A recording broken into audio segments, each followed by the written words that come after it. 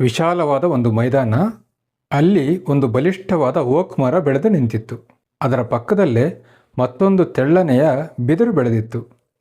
Oak ಮರ ನೇರವಾಗಿ ತಲೆ ಎತ್ತಿ ಸೆಟೆದು ನಿಂತಿದ್ರೆ ಬಿದಿರು ಗಾಳಿಗೆ ಆಗಾಗ ಬಾಗುತ್ತಾ ಬಳಕುತ್ತಾ ನಿಂತಿರ್ತಿತ್ತು. ಪ್ರತಿಯೊಂದು ಬಾರಿ ಗಾಳಿ ಬೀಸಿದಾಗಲೂ ಸಹ ಓಕ್ ಮರ ಬಿದಿರನ್ನು ಕಂಡು ಗಹಗಹಿಸಿ ನಗ್ತಾ ಇತ್ತು. ಸ್ವಲ್ಪ ಗಾಳಿ ಬೀಸಿದರೆ ಸಾಕು, ಬಾಗಿ ಬೆಂಡಾಗಿ ಬಿಡ್ತೀಯಲ್ಲೋ ಅಂತ ಅಣಗಿಸ್ತಾ ಇತ್ತು. ಹೀಗೆ ಅನೇಕ ಋತುಮಾನಗಳು ಬದಲಾದವು. ಓಕ್ ಮರ ನೆಟ್ಟಗೆ ನೇರವಾಗಿ ನಿಂತಿದ್ರೆ ಬಿದಿರು ಬಾಗುತ್ತಾ ಏಳುತ್ತಾ ನಿಂತಿರ್ತಿತ್ತು. ಒಂದು ರಾತ್ರಿ ಇದ್ದಕ್ಕಿದ್ದಂತೆ ಭಯಂಕರವಾದ ಬಿರುಗಾಳಿ ಬೀಸಿತು.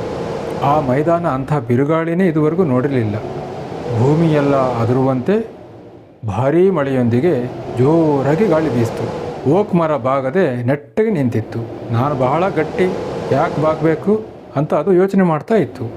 ಬಿದಿರು ನೆಲ ಮುಟ್ಟೋವರೆಗೂ ಬಾಗ್ತು, ಏನೂ ಆಗದ ಹಾಗೆ ನಿಂತಿತ್ತು.